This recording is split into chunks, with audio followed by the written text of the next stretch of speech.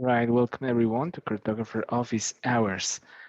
Remember that the goal of this session is to basically do, open a space to discuss and move ideas to keep improving the project, ideas in the form of RFCs, and also to bring questions that you may have for the maintainers team. So let me share my screen. And yeah, in the chat, I shared the, now I will do it in the notes also. Link for the RFC board, where we're trying to have a single way to visualize the status of the RFC. So the proposal was here to have a specific order. I have here in the notes that already we have some suggestions, starting by the final comment period for several of these RFCs. I don't know, Joshua, I see 3 RFCs here that you mentioned for the final comment period, but I only see 1 here. Oh, I guess I haven't dragged them over yet. I was going to do that in this meeting. Oh, okay. Okay, that's the goal. Awesome. Just for visibility. Yeah, sure. Who would like to take notes for this meeting?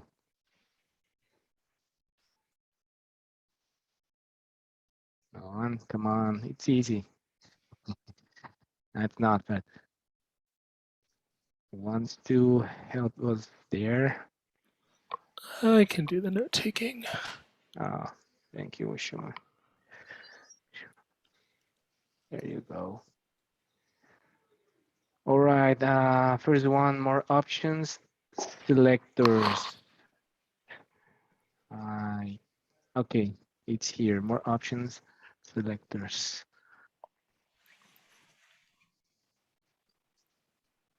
No, thank you, Rush.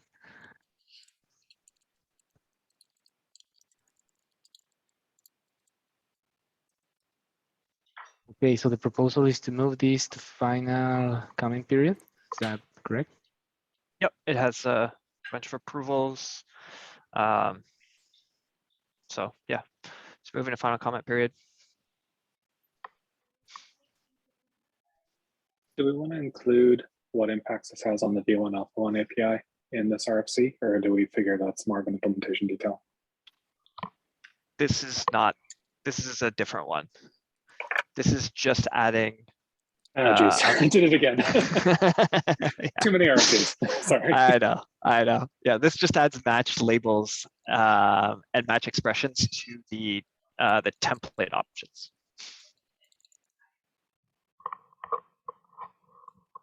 For doing this, could we add a label to it like FCP approve?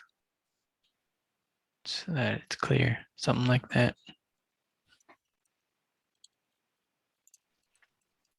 Maybe Josh, you could do that. Why is it not clear based on the channel it's the row it's in? Because when I'm looking at the PR, I don't see what row it's in. I mean, if other people think it's clear, can leave it. I'm just thinking, looking from the PR perspective, how do I know this one's approved, denied, what the state of it is? So at the top of if you roll to the top, I just checked with, it says projects in review. That will move into under projects is where you would look to know what status it has. Otherwise, we're adding 2 labels for one thing. Sorry, back where you were, David, when you were looking at that, see here under projects, RFCs. It's an RFC. That's why you see projects on the side there, David, on the right-hand side. I think you keep thinking I'm saying going to the project tab. I don't mean that. So go back to the tab you're on, sorry.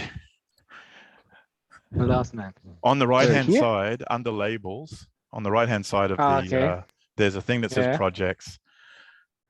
Oh, close. There we go. And it says in review when that is in, if you click that to drop it down, the in review part. Nope. Sorry.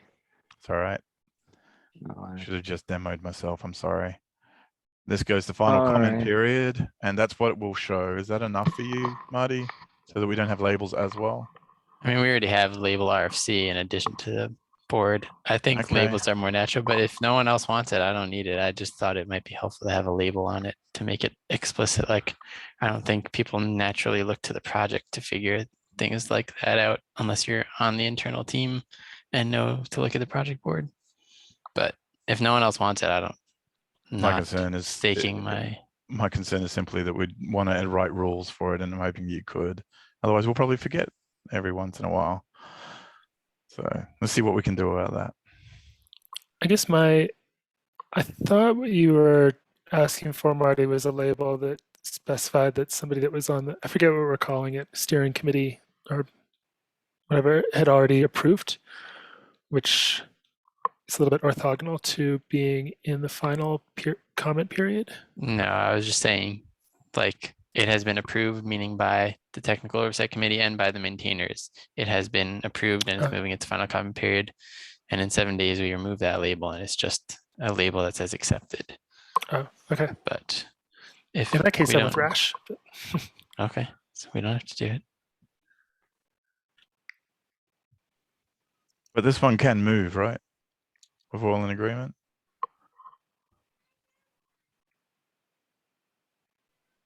Several approvals here. Any maintainer who didn't vote, are you abstaining? Who didn't vote? Not to call anybody out. If you scroll up to the top.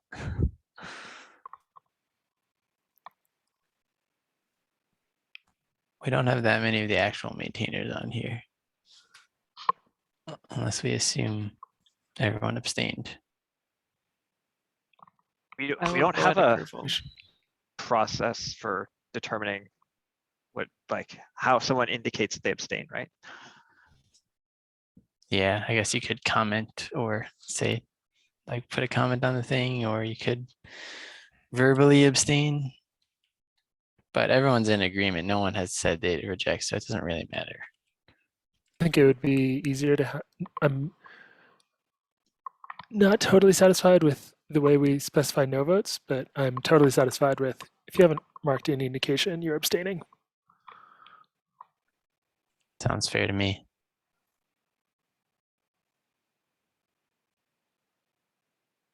Do we have a specific rejected status, or do we just have an accepted status? Like, does it matter if people abstain, or like, is it just you just pass their threshold and then it goes in? Otherwise, it's not going in.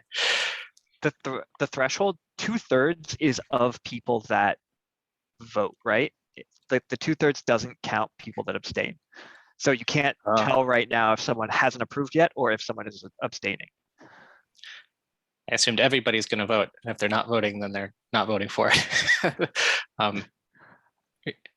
That makes sense. Or not suggesting a change, just curious. I think in practice, we've seen more people not voting because they are just not planning to vote or forgot to than because they don't want to approve it, right? Like an abstention is usually an active vote. So like you have to say like I abstain as opposed to just not voting. I think if we have a process that kind of forces everybody to synchronously do something, right, might be better to work it in a direction that allows, things to pass once a threshold of asynchronous things happen, if that makes sense, so that we can, like we don't have to kind of rally the vote or get everybody together at one point and tell them go, put your vote on something. Sorry, Rash. Yeah, no, I was just thinking maybe we can tackle this when we don't have so many RFCs that we'd like to get organized at today's meeting, and there's something that could come up at our community meeting about what plans we've made to make this clearer. Sounds good. All right, so what I'm saying though is that this does look like it's through, so we should put it into FCP. Do we agree? Or do we disagree? That's what we want to ask. Just right? the last thing I'll say, and I don't want to nitpick, but FCP doesn't mean it's going to be approved. It could be FCP that it'll be rejected. But I don't care. I'm done. I'm not gonna be annoying. Yeah, actually, I had a question about that. So is this FCP? This is the voting period, right? No, you vote to move into No. FCP with a decision, and then we just make that decision doesn't happen for 7 days, just to give anyone time to make one last minute argument kind of thing. Oh yeah, and then it's like we all come together at the next meeting and we decide by consensus whether whether the If- objection was meaningful enough. Right. If an objection comes in. Yeah. Okay. And if nothing comes in, it's just naturally accepted or rejected, whatever the FCP is. And moving on. I think we should move this into FCP with the intent that it's going to be accepted. Cool. And that Add goes for all three. matchFields and matchLabels to the top level of blueprints, which is interesting. There was a discussion about this today. I just want to double check. This is the story that we are trying to push into flight already, right? Yeah. So this one is up. There are a lot of agreement on this one so far, although we have not got anything from steering. We spoke with Scott today to get clarity. Stephen approved it. Oh, I didn't see that. I'm sorry. We do have some things to talk about as a team about our version management because it's a breaking change and what that means. This is the same as what Scott mentioned last week. So I think as a team, we can handle that, but I'll mention that it'll at least be in SCP. So if we find that it's something we say, no, we can't do this, we can say it today and make that decision. And that's already in. How did that end up in final comment period? It wasn't there earlier, was it? I guess it was. So that one's in a good position unless anyone wants to pull it back. Just a question on this. You mentioned there's a breaking change related to this. Is it worth, to Marty's point about labels or something, is there some way to kind of identify that this includes a breaking change? That's a good idea. And yeah, maybe we need some that causes us to get some details and thinking around it. Sorry, Scott. Yeah, this was the question I started to ask earlier in the call on the wrong RFC. But because this is a breaking change, it's basically bumping to V1 alpha 2. Wondered whether the corresponding API changes to V1 alpha 1 are also in scope of this RFC, or if they'd be managed separately, or if that's just an implementation detail. We're treating it as an implementation detail.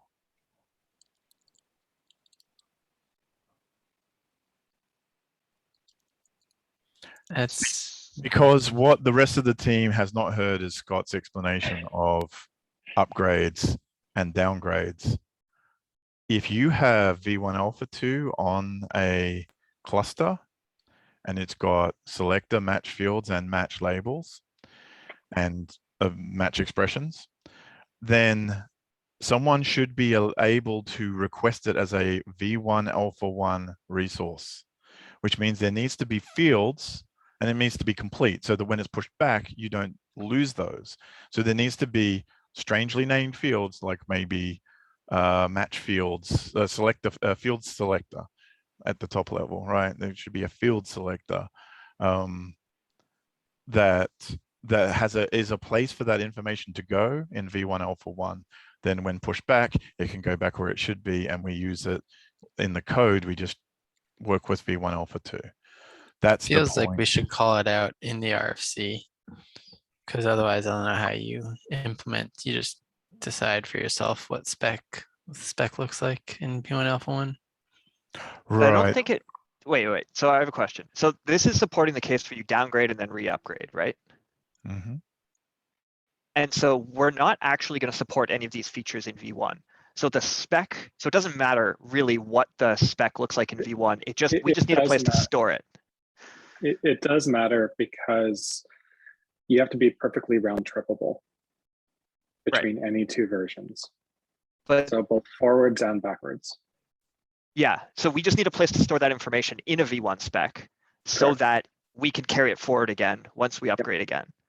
But it's not going to be user facing in V1. Like it's not going to do anything if someone specifies those values in a V1 spec. No, it will if they use our controller with V1. If they use our new controller that supports V2, but they decide to write V1, it has to work. And it Oh. will work, but Right. it does need to be, it will be documented. It will turn up in our docs. So I think it's probably worth making sure that we're happy with the specification for V1 Alpha 1, I which see. is your question, right, Scott? Yeah, so basically it kind of has to always work, because a user could, like, it's not sufficiently distinction whether a user is editing a resource that was converted or whether defining it that way in the first place. Right, that makes sense now. Okay, so we're going to have something like a selector v2 or something in our v1 spec. I think we'd give it a good, healthy name, field selector, or whatever we're going to call it, right?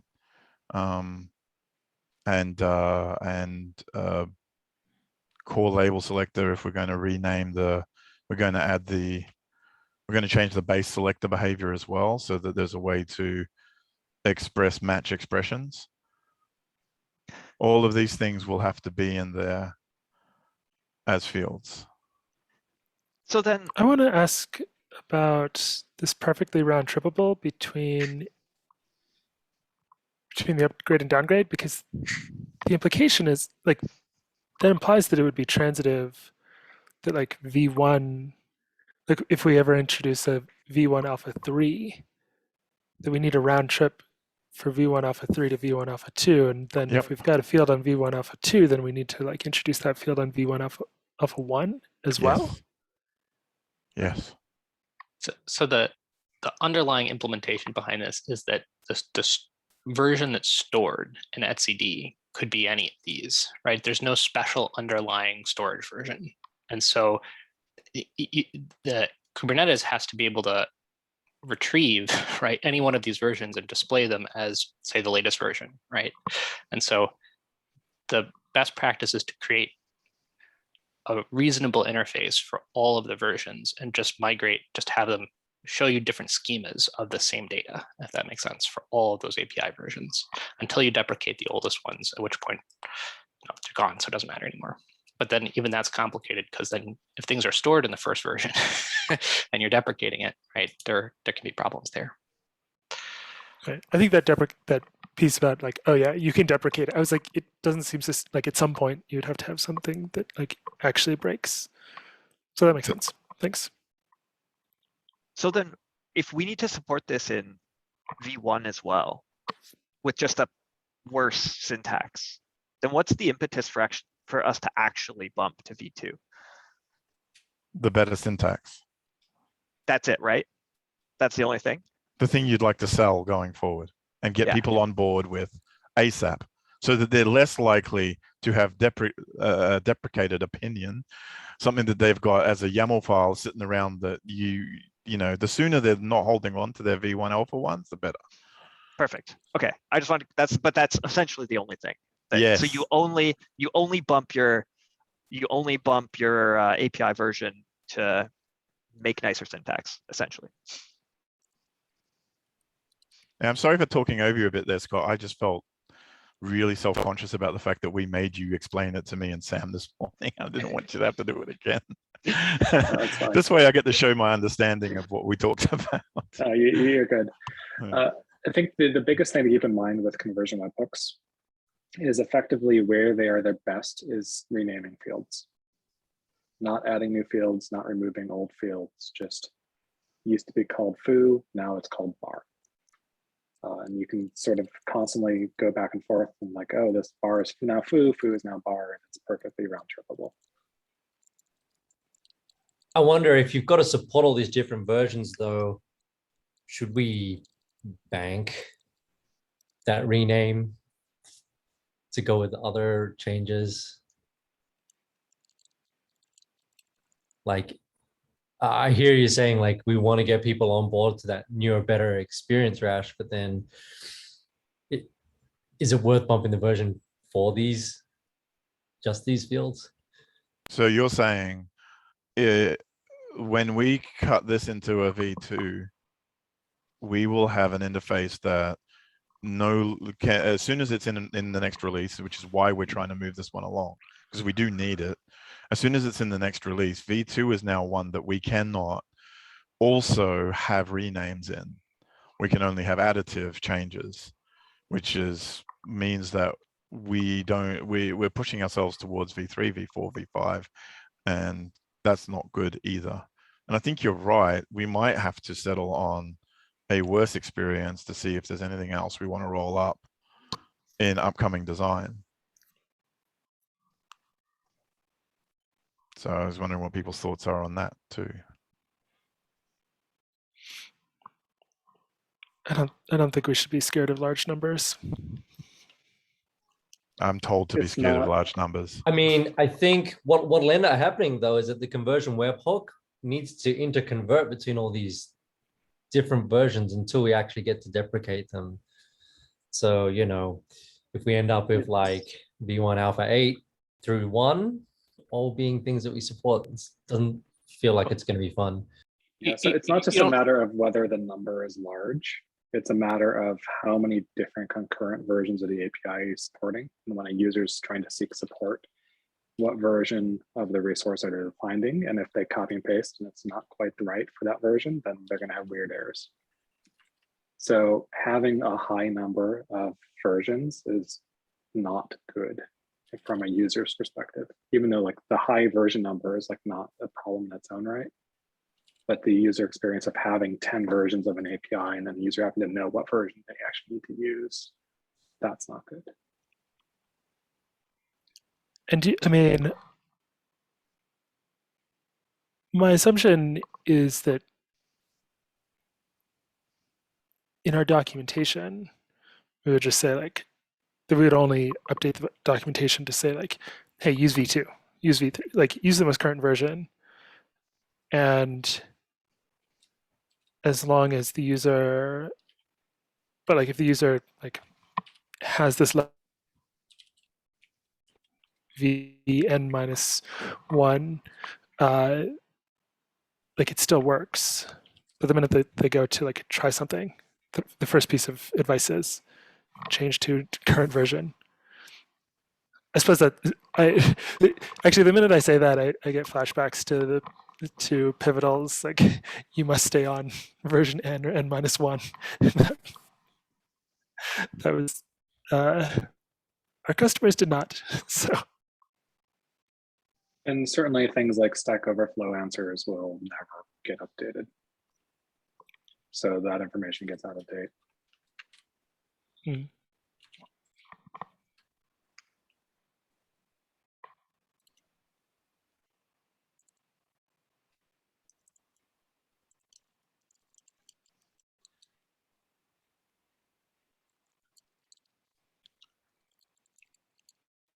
To your question in the chat, Zero, I had a feeling that that's a little,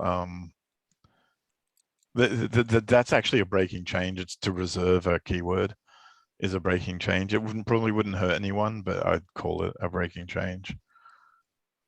Yeah, I was thinking more in the sense of like, oh, labels, they can't really have uppercase letters, right?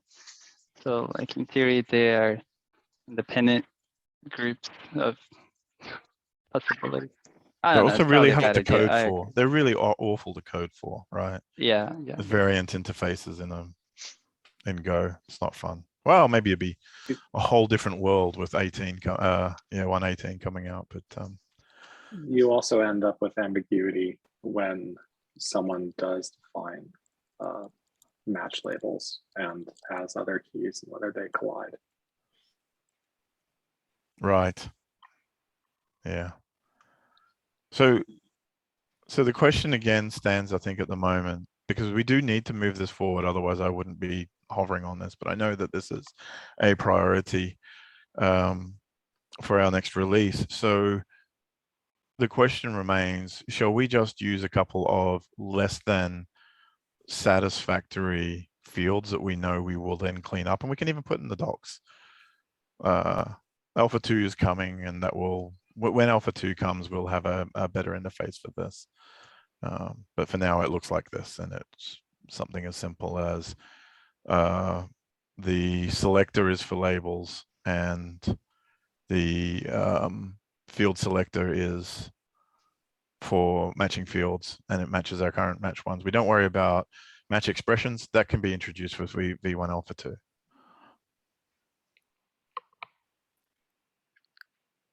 it sounds like we might want to. Yeah, I'm fine holding off on moving to V1 Alpha 2. But if we're going to do that, we may want to create some sort of schedule for, what month, how many months before we feel comfortable saying like, now we can bump the version.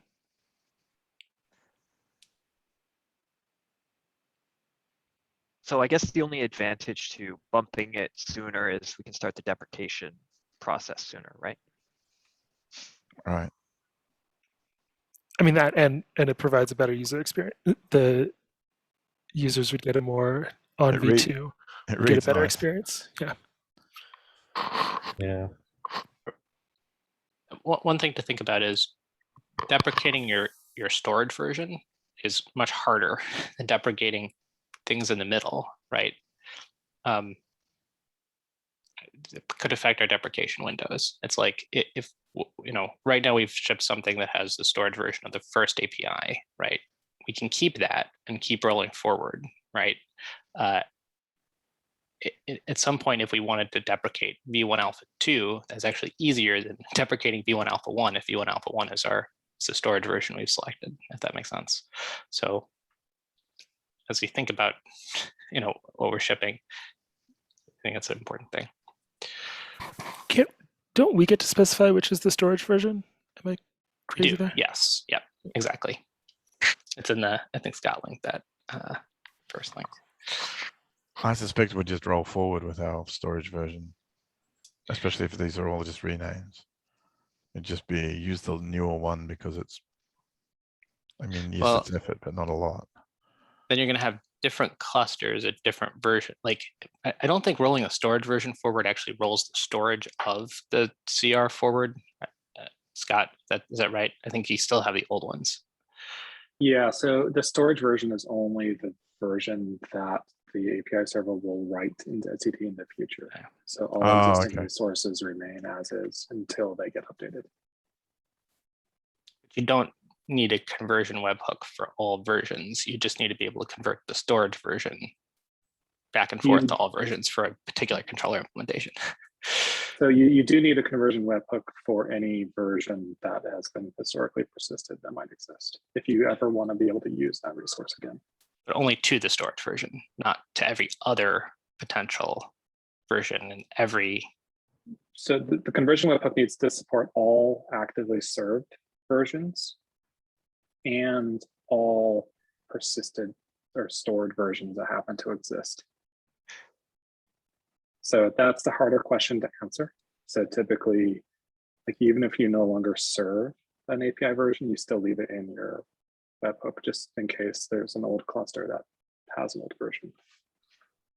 But implementation-wise, you don't have to keep every permutation of the conversion between every version and every other supported version in the thing, because it'll all go through the storage version. Yeah. Just because it's transitive, that works.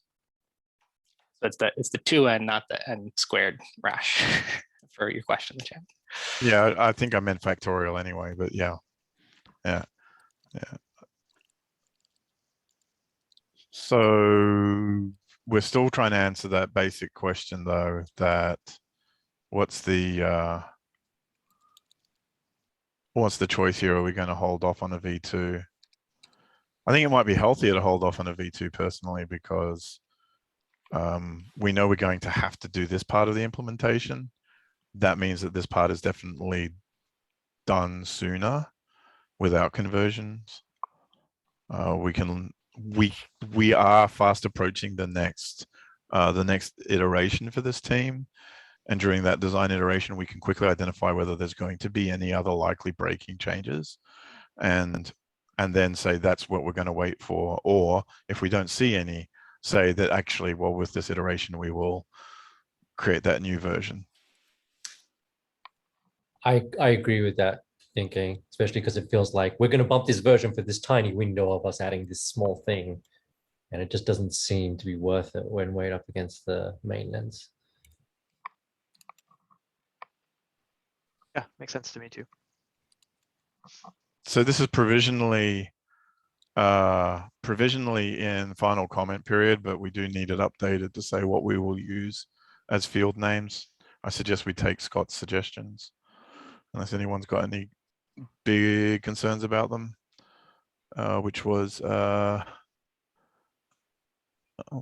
select the match fields and select the match expressions.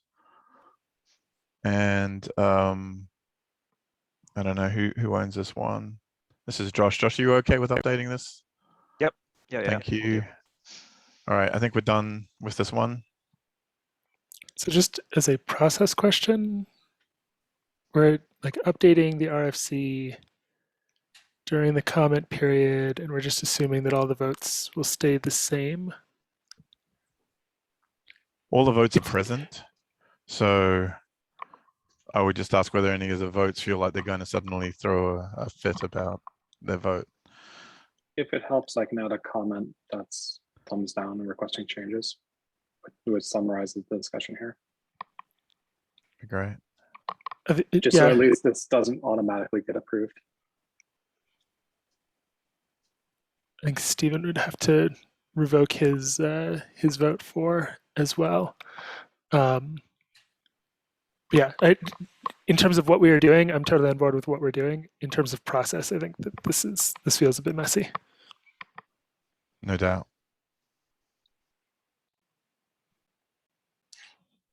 What's the part in this one that, is it just that we need more information about how we're going to implement the fields in the previous, we want more detail in this RFC, or is there something in the RFC that we don't like? Just the name of the fields. The bit that's missing is what changes need to happen to the V1 Alpha 1 API. I think it's fine to also include information about how we want it to be represented in V1 Alpha 2, but like this RFC itself, based off of discussions, is like not itself triggering of the creation of V1 Alpha 2.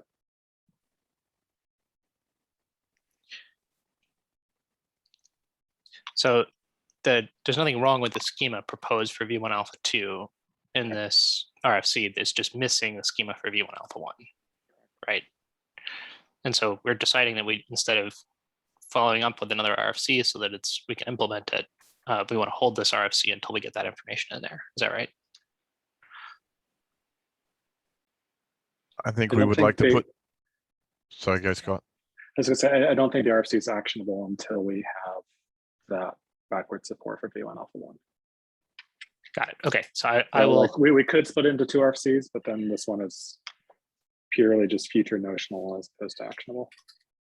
Yeah, that makes sense. I can pull my approval back until we put the additional part in there. I just wanted to make sure I didn't miss that there need to be more changes on the Alpha 2 spec.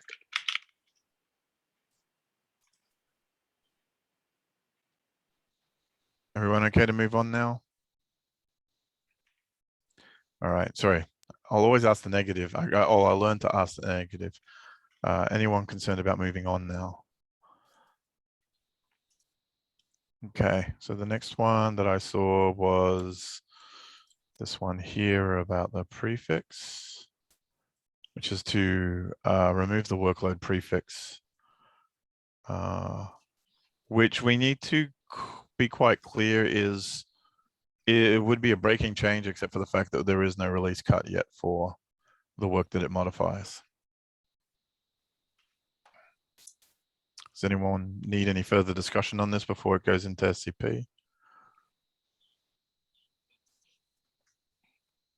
Anyone need more time before I ask that question?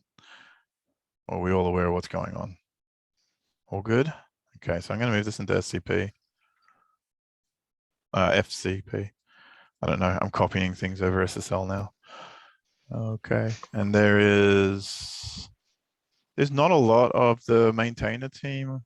At least there's a couple missing. So if you all could review it, let us know what you think, positive or negative. There doesn't seem to be anything in the comments. But I believe, actually, let's just look at that at the moment. We've got Washuma and maybe Sam and Todd, who haven't commented on this one, is it abstaining or are we concerned or haven't had a chance to look? Once I reread it today, I can vote on it. I think it looks like we've got 2/3 at this point though anyway, now that Sam we're going to add it in there. But do throw anything up if you see any concerns. I just wanted to make sure it deserves to be an SCP. The reason we want to move this one along quickly is because this way we avoid a breaking change. That's why this one's so prioritized. Okay. And then is this one, this is unrelated, Josh, or? It's not going into FCP, but it's just something I wanted to talk about. Okay.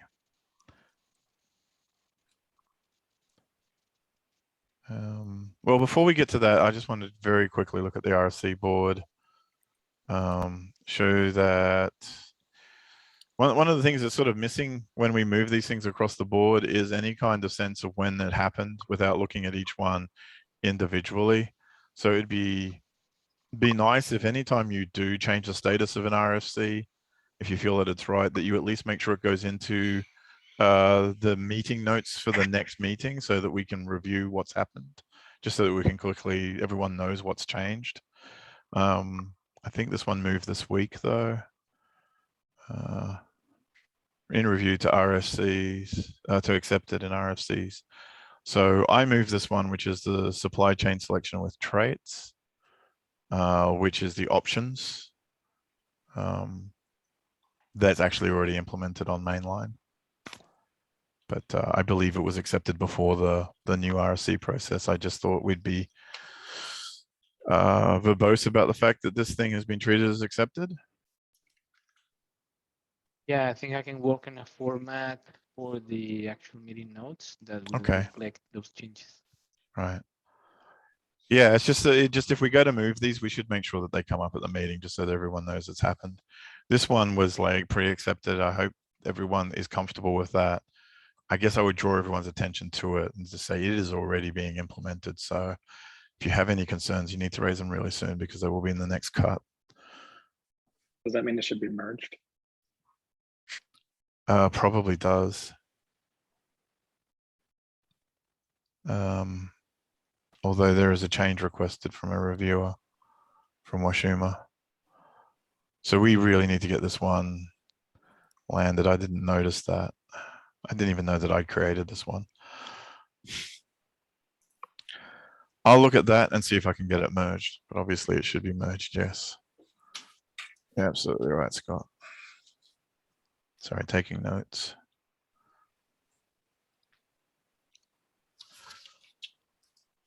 But please let me know if you've got any roadblocks on that one.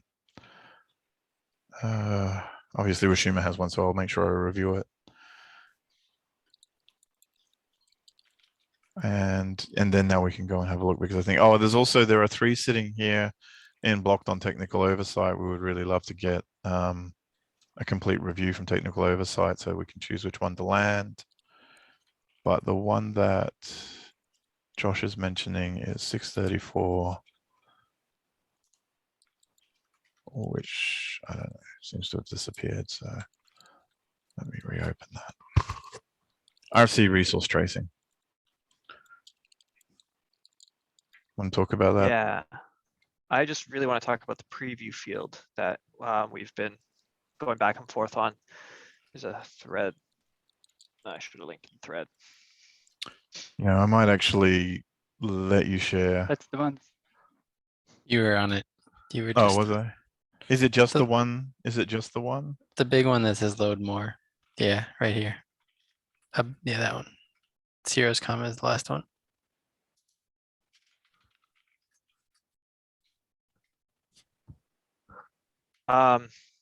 So we've settled on most of this RFC, right? I think we all agree on everything. The outputs, the latest is that we've talked that the outputs will have a digest and last transition time. And I'm pushing for the preview field that Steven mentioned and Marty, sorry, Marty, originally. just to give a bit of a hint at the value that's underlying in that output. And Scott, I know you originally had concerns about the length of that field as well as the sensitivity of the contents of that field. So I just want to figure out how we can kind of move forward with like if there is something that we can provide that kind of alleviates both your concerns, Scott. So it's definitely not an engineering concern at this point. It's more so just what is the intent of the workload resource? Does everyone who has RBAC access to view that resource also inherently have permission to view the values of all the outputs within the supply chain? So like that's much more of a product question. So like if we decide that like, yes, this is what it means semantically to have read access to the workload resource, then like, okay. The other one in terms of just the overall size of the output, like if we truncate the value at n for some sufficiently small value of n, doesn't have to be like tiny, but just like less than 1,000 characters comes to mind, then like it should be fine.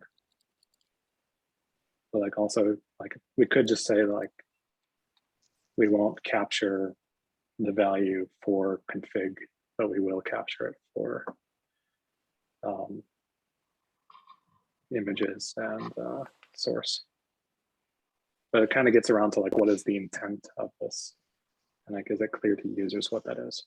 So again, it's not really engineering questions. It's more so just like what are the expectations? What is the expected behavior of the resource? I'm sorry, I don't know how to do my reaction, so that Yeah, I saw you first, Rash. Go when ahead. you're sharing, I have no idea how to do it.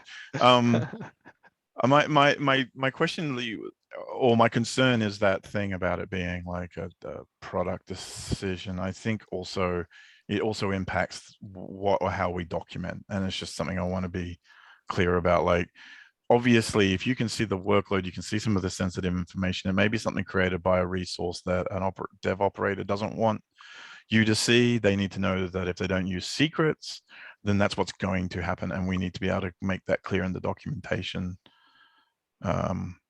regardless of how we think users might use it. Related to that, there was also a suggestion previously about introducing a flag so that an operator could basically turn off that behavior globally if that was a concern of theirs. This RFC doesn't address that problem, but like is sort of like something that could be done in the future.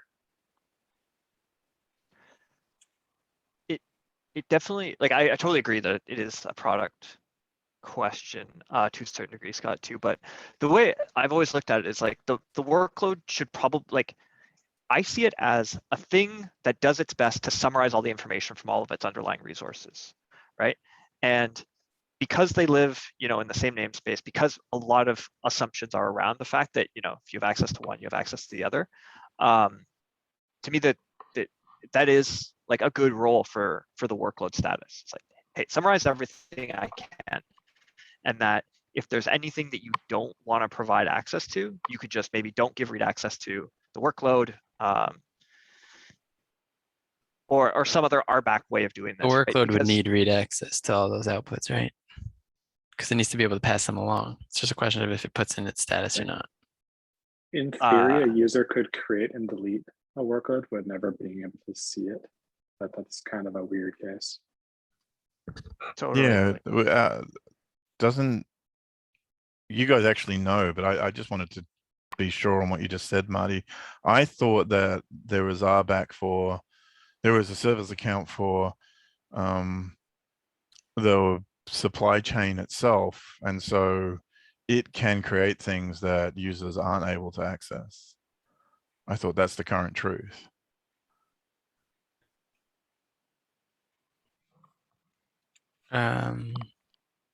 Well, we're talking about the service account that the workload stamps things out with. So that could either come from the workload or from the supply chain. Yes. Yeah. Rethinking it, I'm not sure which service account we use to read the data from the stamped out objects. It could be that we use the Cartographer service account that has read access to everything. So maybe I was wrong. I think, yeah. So I think that that's going to be necessary, at least for the bit where we, I mean, obviously we're going to cross a boundary of access, right? I think people are going to care about that. Because Sorry, go. no, I cut you off. I just feel like we still don't have that North Star on security stance, and what we're actually proposing is that sort of like boundary. I feel like it should be a design goal, and I don't know what the design goal exactly is that we're trying to create. And I'm fine with it just being developers can't tamper with workloads. There's a way that an operator can configure RBAC such that a developer cannot tamper with a workload with the final output, and that being the line. But we just haven't ever drawn that. It would be nice to have that written as like a stance or a high level goal for the project. Yeah, I would second that. I've definitely been working with the assumption that you create this workload in your namespace, and then these objects are created in your namespace so that they are observable for you, but you can't change them. And sorry, I'm the confused other about thing too, the role of who we're talking about not being able to change the workload. The developer. The dev. So the person who created it, you don't want to be able to update it. Is that what you're saying? They can change the workload, but they can't change any object that's created by the supply chain. And really, that should be. I would say similarly, even I wouldn't want the operator to be able to do that either. I haven't thought. Yeah. They can change the supply chain to change the templates to change what gets created. Yeah. Exactly. Yeah, but I guess then that means that the developer's limitations include supply chain and templates, just to make sure that we're being very specific, right? But the idea is that you can't tamper with the outcomes. Yeah. Because like the app dev would be able to modify the status of the workload with bogus data, but then the controller is just going to replace it. Right. That's fair. So I think this is maybe a more complex, there's like a larger question about the security model here, because they're like, it's not just whether the app developer can create a workload, it's also like, can the app developer create pods in the same namespace? Can those pods read the same service account that is used by Cartographer to create those resources, right? Like, I think we have to think more comprehensively about all of the actions that we expect the developer to do, in that namespace to be able to make a call on what different security models we support, right? And I think the answer may be that there are different users are going to want different, security setups. Some are going to want, a service account that, works across all namespaces and controls everything, but has maybe worse, security boundary across tenants, right? Or some might want individual service accounts for stamping out, things because they're coming from workloads or you have data coming from workloads in each namespace, and you want to isolate, right? You don't want to use one service account that could write across namespaces, but maybe more okay with developers having access to that service account, right? That can stamp out those resources. So I think this is a larger topic here, if that makes sense. I think in the absence of that, I think we should err on the side of the workload being as helpful as possible, right? Because at the end of because all else things removed, right? You could always just not give developers access to your Kubernetes cluster at all, right? Get them to check a workload into some Git repository and then have an operator apply it through GitOps or something, right? And so in theory, right, the developer doesn't need access to any of this stuff. So the workload should be as helpful as possible to enable those other workflows where the developers do have access and are granted permission to this stuff. Because down the road, right, we probably want to do something like expose resource statuses as well in the workload. And that could also contain potentially sensitive information, right? And so we have to really toe the line between helpful and hurtful. But I think because we have a fallback of not giving developer access at all, I think we can be as helpful as possible.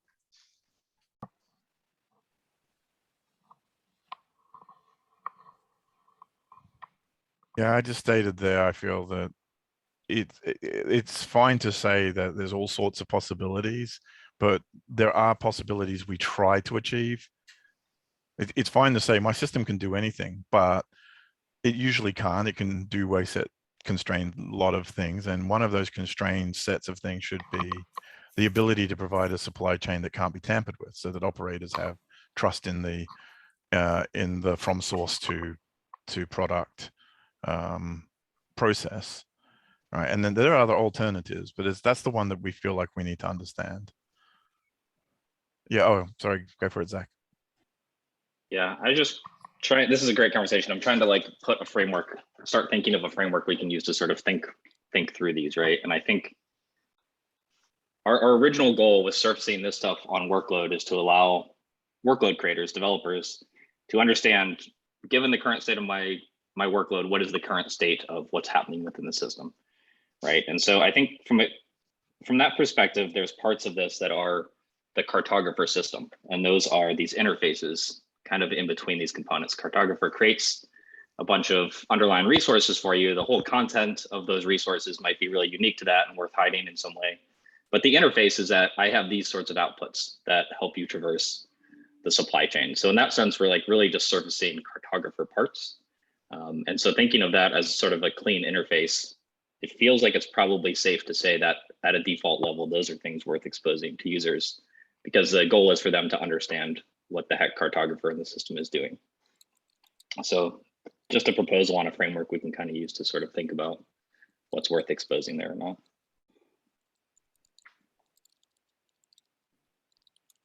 I agree with you, Rosh. We should write this down though, get more buy-in and clarity on that. So if we take that to be the case, then we're fine with read-only information appearing there.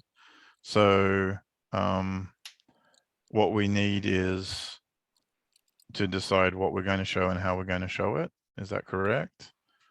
Is it about digesting or just truncating, or truncating and digesting, or is there more on the table here? I haven't really been able to follow along with this one. Too many other RFCs. So can someone summarize what we need to do? We either need to expose the full object or a hash of that full object, and then we can optionally provide the preview. So I would vote both preview and digest. And the preview is truncated because of size.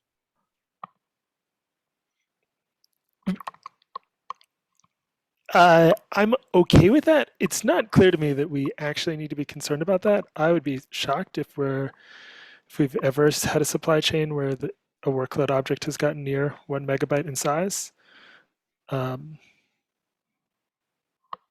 We have Scott here, if he's listening, who has the largest supply chain I've heard of, something about generating like 60,000 lines of text or something like that. I don't remember, Scott, if you recall what you came up with there. Sorry, can you repeat the question? But yeah, I do have one that's generated, what is it, 33,000 lines of YAML. How many resources? Do you know?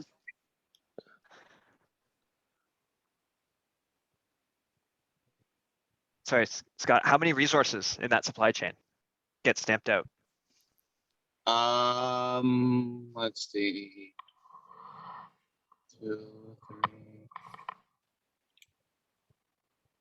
8 resources are created in Kubernetes themselves, like as deployed resources, which I guess could have been a deployable or whatever, a delivery. And then there's 4 source templates along the way and 1 image template. So. And the rest are config templates? Yeah. And is the config object that you're generating, is that the 33,000 line YAML? Most of it, yes, I would say. The vast majority of it, that would be the case there. I'm using also, there is a lot there that gets stamped out because I'm doing inline also for some tasks. And then it's creating tasks, basically task runs that are very long for some of the source testing with inline pipelines, so that I don't need to actually create the tasks manually in advance. So that also takes a lot of the YAML. I would say the source templates definitely create a lot of YAML if you do inline for like Tecton instead of pre-creating tasks and just pointing the task run to a pre-created task. That's the largest single YAML object, I would say, would be when you do like an inline task in a pipeline run or in a task run. And those can be, extremely large depending on what you're doing within that Tecton pipeline or task. Sorry, are we talking about all the YAML from all the templates being 33,000 lines, or is this the output of one config that's 33,000 lines? Of all. Oh, okay. And so basically what we're talking about, right, is putting the output of a config template in the workload status. Is there any config template that you're using that produces an unusually, not like a giant YAML block that would destroy the workload status if we put it in there? I don't think there would be for a config. I think there very likely will be for customers at source. Because customers are going to want to not create in advance necessarily the task and have an inline task run. And if you take the entire source template and put it there, the answer is that is very likely with a Tecton task to happen. The whole source template wouldn't be there. It's just the outputs that are passed across like URL path or revision path or config. Okay, yeah, so I don't think for config that would necessarily, I can't think of a case where that would be an issue for a config template.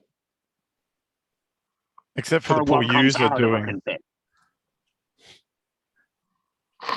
I think my only concern is the user that does a k-get to look at the status at this point. Yeah, if they try to get OYAML and then try and, oh yeah, I'm just going to make a few changes to this that I can reapply something, and then they end up deleting 4,000 lines of stuff at the bottom.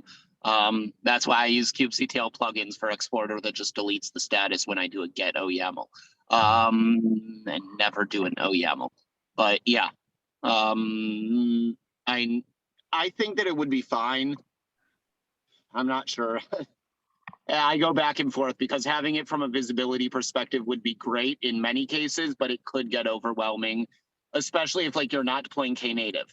If you're deploying, if your configs are creating a, let's say, an HPA, a deployment, an ingress, a persistent volume, a deployment, and all of the objects, let's say, that go into a Knative service, let's say in the backend, we're actually just using raw Kubernetes, that can get quite loud and quite long in terms of what would actually be outputted there.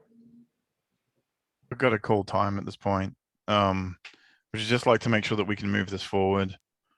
So it seems like it's only that we need to answer. And that everyone should be looking out for a solution or a decision on the digest, which I think will just be a digest and some sort of sharding, and we don't care that it still might contain sensitive information that could be somehow reverse hashed or something, although I see it's unlikely if you're doing a SHA. And then on what we're going to do about the preview. Those two things need to land on this, and then we need to make a vote on this week before we hit another meeting. So please be looking for it. But otherwise, I think both Scott and Josh and the rest of us will be chasing folks down to get answers. All right, folks. Thank you so much, David. Sorry, there you go. No, thank you, Raj, for your help moderating, and thank you for everyone else for your contributions. See you next week. Bye.